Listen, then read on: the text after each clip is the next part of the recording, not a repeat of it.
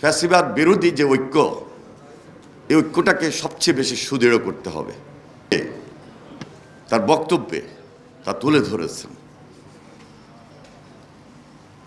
আমরা অনেকেই হয়তো এইভাবে চিন্তা করি নাই, তবে এখানে যারা আমরা উপস্থিত, যেটা আমাদের ভারপ্রাপ্ত চেয়ারম্যান জনাব তারেক রহমান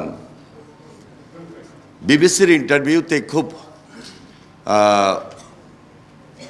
তার বক্তব্যটা তুলে ধরেছেন। এই আন্দোলন সংগ্রামের মাস্টার মাইন্ড দেশের জনগণ,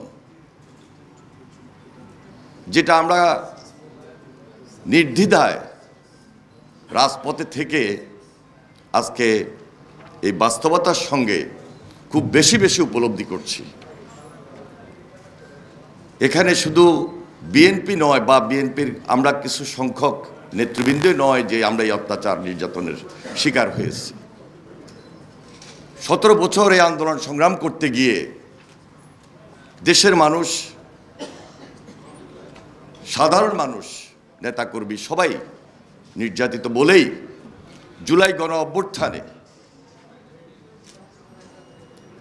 সেদিন এদেশের ছাত্র জনতা একসঙ্গে নেতৃত্ব দিয়েছিল।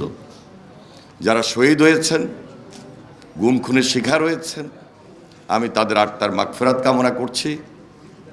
আর এই ইতিহাসকে ধারণ করেই ভবিষ্যতে আমরা যেন তারেক রহমানের নেতৃত্বে, আপসের দেশনেত্রী বেগম খালেদা জিয়ার নেতৃত্বে